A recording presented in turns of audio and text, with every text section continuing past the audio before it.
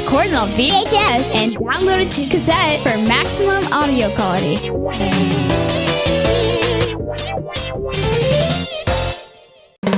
Outer Banks hammocks for the ultimate lay. obxhammocks.com on the web.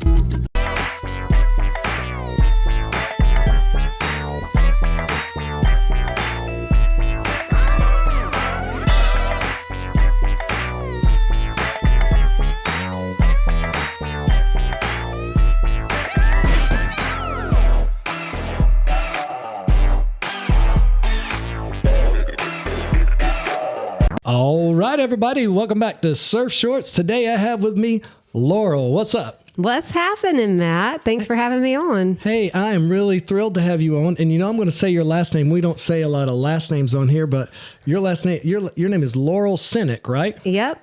Senick. Funny story about that, though. I didn't like that last name. And I told my grandmother, I was like, oh, man, I really like Don, but I don't like his last name. It sounds like he's a cynic, like a negative thing. And she's like, sounds like Tom Selleck to me. And I was like, yeah. That does sound better. Yeah, I can roll with that. That's a good story. And you went to high school with a friend of mine, Mike, up on the Outer Banks, right? Yeah, Mike Joyner. Yeah.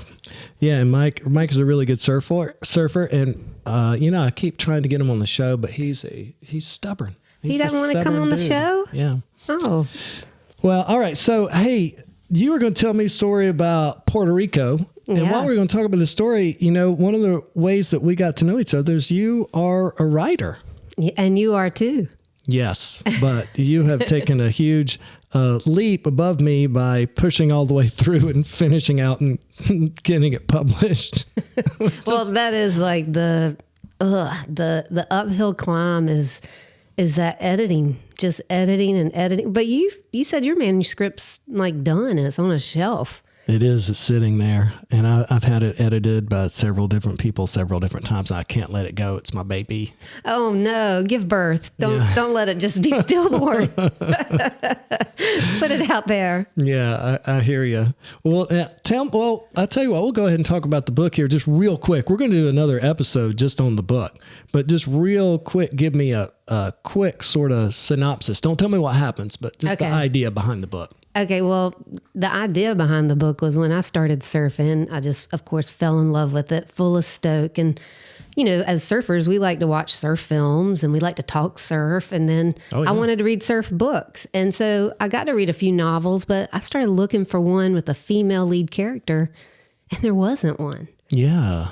Yeah, that's interesting. And, I saw a documentary on Lisa Anderson. Yeah, I was hearing about that. Yeah, it's amazing. And it's on YouTube for free, but it's amazing. Like, she's like, you don't get to hear those stories. You hear them about the guys all the time, but her story is so interesting and hardcore, and you're just like enamored. I can't wait. So I absolutely can understand where you're coming from. The only thing I could find at the time were Bethany Hamilton's little, middle grade book. So I read those, but and then I read those, I think it was called Surf Noir. Yes. With Kim, is that was his last name? Anyway, they were really good, a little dark, but anyway, I just craved to read something that had that female protagonist that surfed. And so this book called Foam, with the tagline, "Waves aren't the only giants Cass must face to survive." So Cass is your character's name? Yeah, Cassandra. But she likes to be called Cass. I like that, and like I said, everybody listening, we'll do a short episode on the book and the writing process and stuff separately from this story. But I think you've got a great thing going. And I can tell you, as a high school teacher, I have a lot of girls that surf. They would love it. I say so 14 and up is appropriate. Yeah, I was going to ask you because I've inside that house in there is where I keep my children and keep them stored. And far away from the podcast shack. That's right. Yeah, and then we got 15, 14, and 11 for girls. Oh, wow. And two of them, care for surfing. Okay. Yeah. You can't push it though. If you love surfing as a parent, you just can't push it. Yeah, and it's like that about any sport. It really is. So, like I said, everyone at home and on the radio and bored in your cars, because that's when you're supposed to listen to Surf Short. It's when you're bored and you're on a long drive. Okay, that's all I'm going for. All right, On the way to work though, because they're right. short. Yeah, that's right. But we are going to do an episode on this. But right now, Laurel's going to tell us about the experience he had in Puerto Rico, right? Yeah. Well, so foam takes place. It starts at Wrightsville Beach and ends up in Puerto Rico. And Hey, I think a lot of us have done that. yeah. So Puerto Rico is an amazing, just beautiful little paradise. I guess they call it Hawaii East. Yeah. I've never been to Hawaii, so I don't know. But my husband's like, "That's too far. Let's just go here." Yeah. Yeah. And so as far as the surf story goes, I should say outright that I'm not a great surfer. When Maria's is pounding with 8-foot waves, I'm out. I don't want to. Okay, maybe 8 foot, maybe. Well, but Maria's also gets crowded when it's good. So crowded. It's like everybody comes rolling off the hill down to Maria's like ants. It's like somebody just dropped a candy bar and all the ants come exactly it. Coming off the mound, which would be the hill that is, Rincon. Yes. They come out of the woodwork and they've been waiting for this day, and I've been dreading it. Yeah, I hear you. I just want to surf like 4-foot waves and not a big crowd. But the nice guy, Bobby at Marazul's Surf Shop down there, who we've always rented our boards from. Yeah, and you can say his last name because we'll advertise for him, Bobby. Yeah, Bobby Dozier, and it's Marazul's Surf Shop in Rincon, and he's got some rentals now, but he's rent surfboards and can kind of give you the heads up on where to go, what's happening for the day. Okay. And just real nice, him and his wife. Yeah, and they've been our guides since we started going. Yeah, and He's from Virginia Beach, by the way. Oh, that's cool. Yeah. Yeah. Yeah, I mean, the whole East Coast of the United States, all the surfers, especially Jersey. And New York. Yeah, Jersey and New York, those people are in Puerto Rico. All the time, the whole winter. Yeah, when I was in New Jersey in 95, and I met 3 people in a row, and we were staying in someone's house, Joey O. We were staying at Joey O's house on the hill, and everybody was from Jersey, and I was like, what is happening here? But, I mean, if you lived in Jersey, wouldn't you want to go to Puerto Rico? It's cold. It's cold. It's freezing cold up there. It's in the winter. Yeah, this crazy side story. I went up to New York last year with a little short film. I didn't tell you about that one, but it was the Women's Surf Film Festival, and this nice girl, Liz Sorrell, let me stay at her house for free, and I found out she lives in Puerto Rico in the winter. Yeah. And then she's from the Outer Banks, and so I saw her all 3 places in 1 year when I first met her. But, yeah, surfing's a small world. Yeah. But anyway, so this day, this big swell had popped in. The day before, it was firing at Trace. So the next day is what's called Baby Trace. Yeah. It's not pitching. It's slopey. A little kind of maybe like if you've been to La Saladita in Mexico, that left. I have not. It's very slopey. Yeah, that's nice. It gives you a chance to get into it. Yeah, so that's what we were told. And my husband, who I taught to surf, and is say I'm a C+ surfer. Right. He's a C-. Right. Surfer. So Trace is a big ask. Yeah. and even, just paddling out. Yeah. Well, he gave us some pointers on the paddle out. So he said, it's the getting in. It's the keyhole. You got a little keyhole. But he said, get in at the keyhole and then start paddling out and around. He said the current will take you to the break. Yeah, it'll take you back. Yeah, you need to go out and then you need to break over to the left because the swell's usually coming from the north. Yes. So yeah, and you get. Well, one of the most interesting thing to me about paddling out is Trace is that elkhorn coral. When you're like all the way back. Don't ruin my story, man. Don't ruin my story. Right, we'll leave it there. So we paddle out, which wasn't a strenuous paddle, but he said, just be careful. Because once you get out, because we were like, no, we can't go out at Trace. He's like, yeah, you can do it. I've seen you surf, whatever. Get out there. And he said, but just watch it for a little bit. And then once you feel comfortable, but be careful because you will drift into where the waves are coming. Yeah. So we sat out there a little bit, and I was like, I can do this.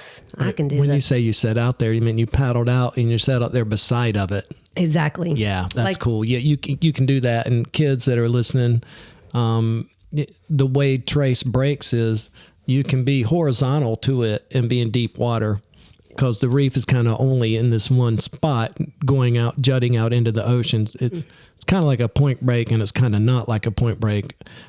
Google it. But yeah, you could sit beside of it and get a nice shot of like what it takes to catch the wave. Yeah. And yeah, that's cool. That's so good that you got to do that. I know. And it was so fun. So we were looking at it, and my husband's like, nah. But I'm like, okay, I'm just going to squeeze in on this side a little bit and see if I can catch one.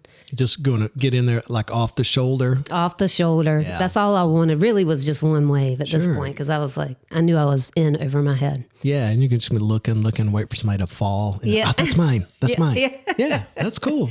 And it's not crowded because everybody was at Maria's. Yeah. And they were like, oh, now maybe Trace wasn't that appealing. But anyway, so I was out there and I waited patiently, and finally saw one that didn't seem like, a giant. And I rode it, and I like just wide stink bug stance, just Yeah, hold heart's on. pounding. Yeah. And it was like the biggest high I've ever felt surfing. And I was done. My husband's like, let's head in. I'm like, okay. The highest I could be was right after that wave, and so he's ahead of me. He's paddled in. He's already to shore, and Well, wait. Did you only catch one wave? I only caught one wave. That's fine. No, Yes, that's I only fine. caught Like that. one. Yeah, and you're describing yourself as a C+ surfer, and that's Right. what this show. One of our things that's on the show is no pros, only Joes. Like, the show yeah. is just about people, right? And I've had surfers on here that are amazingly super, super good surfers. But the thing is, surfing's for everyone. So for you, like you've gone out, you paddle at Trace. It's a pretty famous Right. big wave All the break. adrenaline that I had got Yeah. used up on that and one wave. You caught that wave. How long did it take you to catch the wave? It didn't take that long. I mean, I've been watching it for Yeah. probably 30, 45 minutes. Yeah, just that's a sitting big out deal. there, just kind of working up the nerve. And then, I told Don I was going for it. So I kind of inched in a little bit. And then when I got it, I mean, I couldn't describe it. Honestly, I barely remember it because what happens next Okay, took it's the- more than riding the wave. took the, well, not in a good way, but Yeah. anyway, it stole the memory from my heart. But anyway, so Okay, so here's and I interrupt people, that's what I do. So I just want to be clear. So that was it. You got that wave, and Yeah. you're stoked. You're on this emotional high. oh yeah, I'm right. I mean, I feel like I'm on top of Mount Everest because Yeah. I rode a wave at Trace. Yeah. I mean, that's a big deal. It is. It Because is. now I'll still say, like somebody will say, well, have you been out at Trace? I'm like, yeah. Yeah. Yeah, Duh. I rode a wave. Yeah, what are you talking about? Yeah. Of course. So, right. So you guys are paddling in now. Here's where the kook happens. All right. So, I mean, as a North Carolina surfer, and I'm sure you know this, we think about sharks. Sharks are on our mind. Mm-hmm, yeah. Yeah. You're going to see a shark. And it doesn't go away just because you go somewhere that is less sharky. Mm-hmm. Okay, so as I'm paddling in, something grabs my leash. So you're like, oh my gosh. I thought, I never in my mind could I have, it yanked me Hard. hard. And I was like, oh my God, he's got me by the leash. Yeah. And so I'm pulling my foot back, it's got the leash or my board. I wasn't sure right in that moment. It just jerked me back. Yeah. And I was like, oh, and so I just yanked my foot. Well, I yanked my foot so much that my board tombstoned at this point. And, Yeah.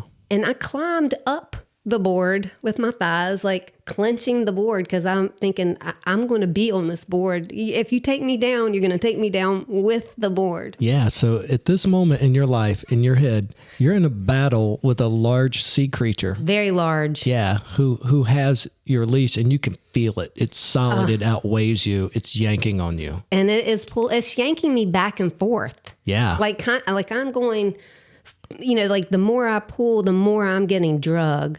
And I'm like, he's trying to take me out to sea. He's trying to take me down. I'm not going. And I mean, I have bruises on the interior of my thighs from clenching onto the board and climbing up. Yeah, I can imagine. Yeah. And so eventually, and I'm, oh my God, oh my God, oh my God, oh my God. Look, my husband's already on shore and he's kind of looking out like, what the heck's going on?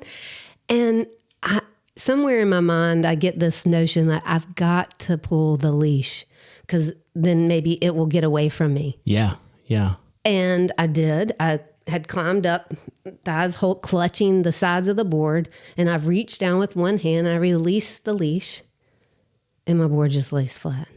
And I'm like, oh, he swam away. Yeah, yes. Yeah, you're like, thank goodness. Oh my God, your heart's but I'm seriously like mega focused on the surface looking for the fin. Yeah. Just like, oh my God, oh my God, oh my God. Paddle in just the short little distance from shore that I was. Yeah, you're almost there. Yeah. Yeah. And I get out and I'm like looking out still like, oh my God, my legs were rubber. And Don comes over to me. He's like, what's going on? So, and you're like shaking. Yeah, I'm shaking. Yeah. Shaking like a leaf. And I'm just like a giant shark had my leash. And I don't know how I got away, but it's gone. I don't see it anywhere. And where were you, Don? Where were you when I needed your help most? You ran away. You scared of the shark. But, I mean, it took a little bit for me to catch my breath. Yeah. And, totally forgotten this wonderful wave that I had at Trace. That was gone. And all I could think of was I almost got eaten. And then eventually we got back to Bobby and Raquel's. Oh, so you still haven't figured it out at this point. Oh my gosh. Yeah. So you're shaking for quite some time. Yeah. And you're going back around the turn and you're going back over to Rincon proper. Yeah. Yep. And we were staying over there with Bobby and Raquel. And so I started telling my story and yeah, that's pretty much what I heard on the other side of the story was, this is what I figured though. People that... Well, you have to explain to the people at home because people at home do not know what I'm laughing about. Some people do. Only if you surf Trace do you know what I'm talking about. Well, there is, which you started to talk about, the elk. Oh, I'm deleting that I'm going to delete that. So nobody's, all right, I'm going to delete this too. All right. So no one's going to have heard me mention elkhorn coral. All right. So go back. I'm talking to Bobby. Okay. So I'm talking to Bobby and I'm telling him about this. I mean, like it yanked me so hard back and forth. I just knew that it wasn't just a regular shark. It was a shark that was intent on killing you and eating you. Yeah, this was Jaws or the Kraken. Exactly. Which one you weren't sure? I wasn't sure. Well, I thought it was Jaws. I was pretty sure. Yeah. Or Black Demon. I think that's the new movie out. Oh, that's a good one. But anyway, and maybe that's the problem. I watch too many shark movies. But anyway, I'm telling Bobby what's happened. And he's looking at me kind of funny and he starts to giggle a little bit like you. And it turns out there is this coral that's right there off of Trace called elkhorn coral. And it's kind of endangered. It's an endangered coral. It's a special coral. It is very special. And it basically it has hands. It does. It's got horns. It's like elk horns. It really is what it looks like underwater. Or little paddles. Or it looks like it looks like Bullwinkles' head. Yeah. It looks like Bullwinkles' head. It's not sharp horns. They're like little rounded off paddles. Yeah, that's right. Paddles. Well, and I was probably on a 8-foot board. I probably had a pretty long leash. Yeah. And that elkhorn coral had grabbed my leash. And so basically the more I pulled, the more it tried to drag, it was leveraging on this little pulley. Yeah. And there's a current. And that is what I've decided, that people that die at the pier, they get hung up somewhere or they panic. Yeah. And I realized that would have been me. Yeah. Because I was panicked. Yeah. And the current, you just don't realize how strong that current is. And even as he was telling me, I almost didn't believe him. Yeah. Because it yanked me back and forth so hard that I thought, no, I know what a tide pool and even a rip current, but yeah. it was legit. Yeah. Just imagine, like, even a current that's only like 3 miles per hour, which is actually a lot. Mm-hmm. So let's pretend you're in a river up to your knees and it's only flowing at 3 miles per hour, which, like I said, is a lot for water. And you try to hold an 8-foot board under the water sideways to the river and hold it straight up like a wall. You can't do it. Okay, that makes sense now. Yeah. Oh, sorry, it's my physics. You know, I'm a physics teacher. Oh, okay. I went straight Explain to nerd. it to straight me. to nerd. But yeah, so that would have to be terrifying. It's hilarious. Yes, yeah. Now, but in the moment, like, you're getting just attacked. I was being attacked by the jaws of today, and when he told me, because I didn't know the physics, I was like, no. You're like, no, Bobby. It was yanking me back and forth, and he's like, no. And your lease is stretching Yeah. and compressing and stretching and compressing. And so all this stuff together with the current makes you feel like the other end is pulling, but it's you. It's me. That's pulling. Yeah. I was pulling myself. Yeah, it's like being in a car at a stoplight and the car beside you starts to roll backwards and you're like cramming on your own brakes. Yeah. Yeah, that's what was happening to you. That is a fantastic story, though. I love that story. Thank you so much. Oh, I'm happy to lay my soul out there for fun. Yeah. And last thing I want to say on this episode is, Laurel, like, it's so cool that you can tell this story, because a lot of dudes would be like, I'm not telling anybody. And they literally would never mention this to anybody else for the rest of their life. Not me. I would have made fun of myself. Yes, but, yes. I think it's kind of fun to make fun of myself. And I want people to feel good about surf. Yeah, it's supposed to be fun. Yes, yes. And I mean, I'm sure professional people have, it's a job. So then maybe it's not too fun either. But, for the rest of us, like, don't take yourself too seriously. And just because surfing's a huge learning curve. I don't know. is, You yeah. learned young. It's the goofiest sport. That's what I say. People are like, do this, do this. And like, we'll start to paddle out. I taught surfing, in a bunch of different places. And I taught at Wrightsville Beach back, I think before Joe Pickett, or we were kind of doing it for the town or something. Mm-hmm. She was probably before me. But anyway, I'll talk to Joe about it. But one thing I say to any athlete is like, all right, this is goofy. Mm-hmm. It's goofy. It's goofy. That's a good way to describe it. You're laying on this board. It doesn't want to stay still. It's a goofy sport, dude. Yeah. Yeah. Well, thank you so much. Oh, thanks for having me. I enjoyed it. And people that are listening, tune in to the other episode of Surf Shorts, because you're still driving in your car. And we're going to talk about Laurel's book, Foam. Outer Banks Hammocks for the ultimate lay. obxhammocks.com on the web.